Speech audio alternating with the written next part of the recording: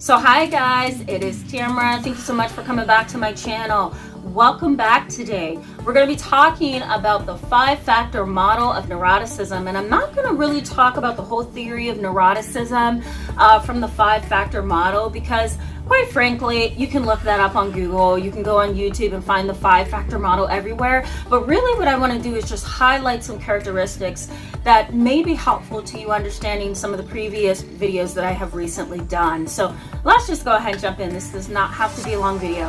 Thank you so much for coming back to my channel. For all of you who are subscribed, thank you so much. And for those who are new to the channel, I encourage you to hit the subscribe button so that you can stick around with us and be a part of our growing and validating community. We do a lot on this channel, and you can learn a little bit about me. If you're not familiar with who I am and you're new to the channel, my name is Tamara, and I am an internationally certified and board as well as licensed, right? So board certified and licensed trauma mental health therapist. And my specialization, like what I zone in on, is children, adolescents, families, and individuals with trauma. So that's my specialization.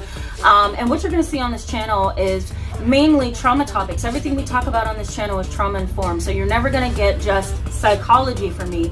You're going to get psychology, psychotherapy, education, and trauma informed knowledge. So I welcome you to the channel. Go ahead and stick around with that subscribe button.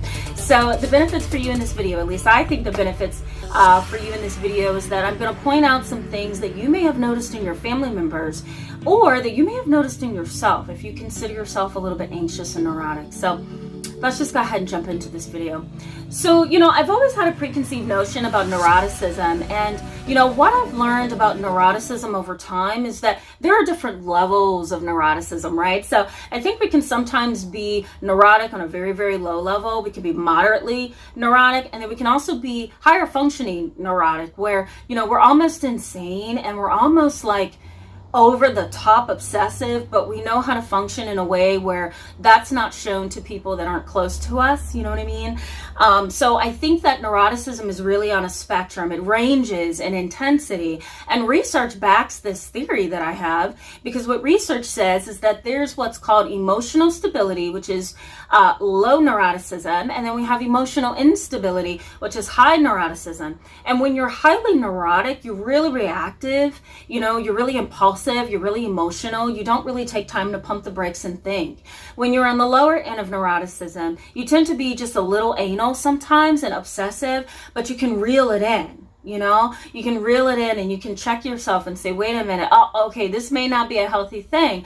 So neuroticism really does range, and it really does depend on the individual traits and characteristics. Now, I think you can be neurotic, or I can see some traits of neuroticism in you, but you can also be a narcissist and a sociopath in addition to that. And that is a lethal combo, because imagine this: if you have somebody who's a sociopath or a narcissist, and they're also highly neurotic, can you imagine what they are going to do? Like, they're going to constantly be seeking stimulation. They're going to possibly be substance abusers and sex addicts, and most likely really struggle with boundaries. They're neurotic, they're obsessive, but then they're also narcissistic and sociopathic, and that's a huge issue there.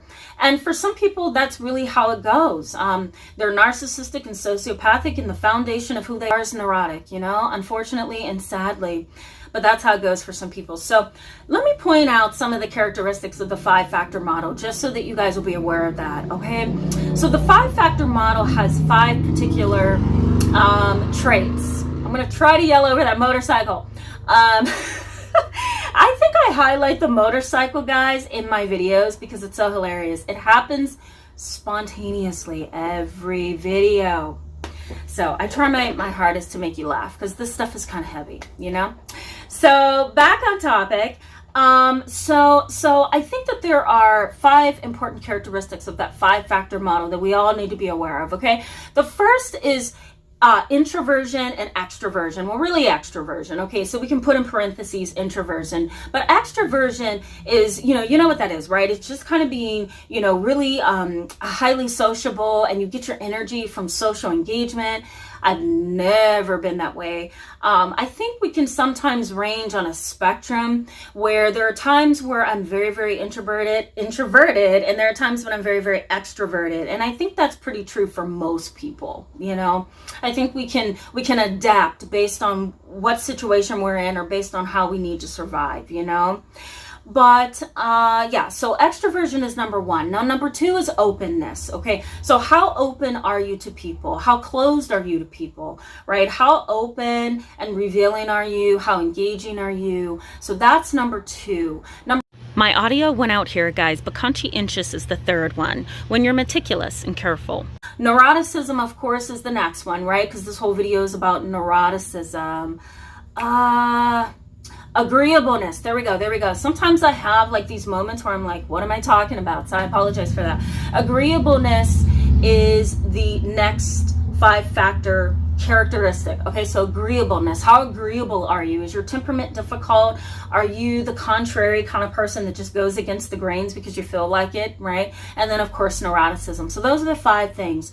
Openness, we have extroversion, agreeableness, neuroticism, and then consciousness. 5 factors, okay? I want you to be aware, though, in this video that for parents and families who are toxic, unhealthy, sociopathic, you may start to see some of these 5-factor traits, right? You may see them all. You may see a person who's introverted and extroverted. You may see a person who's closed and open. You may see a person who is neurotic, like I said earlier in the video. And you may also see a person who can be very agreeable and humble and gracious. And I think that's what makes it hard for people to accept that their family members and their loved ones are neurotic or narcissistic or sociopathic, because sometimes they engage and they behave on a spectrum, and they don't always look the same way, and sometimes they can switch up depending on the situation. They can switch up depending on the topic and the conversation. They're like a chameleon, for lack of a better word. And so sometimes these individuals can really take you on a ride emotionally, because you don't know who the person is from 1 minute to the next.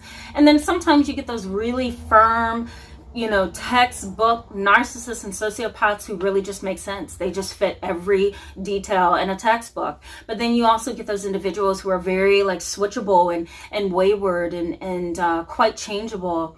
Right? They're quite the chameleon, and so it's really hard to keep up with those kind of individuals. So I wanted to give you just a little bit of this, and I wanted to touch on it just a little bit. It's not a long video, guys, but I think it's important for you to know this in addition to the previous videos that I did on this topic. So I hope that this video can be a nice addition for you. So thank you so much for being with me today, guys, for watching this video. Go ahead and hit that subscribe button if you want to stick around, and hit that thumbs up button. Also, guys, if you could, because what that does is it pushes my videos up into the search box, so that when somebody searches for narcissistic parents or neuroticism, it's going to show up for them. So you really are kind of blessing them and giving them the knowledge that you've gotten just by hitting that thumbs up button. So thank you so much for that. I will see you in the next video, guys. We're going to continue to keep talking about all of the topics that I said that we were going to talk about. And you can find that in the community section of my channel. All right, guys, I'll see you soon. Bye-bye.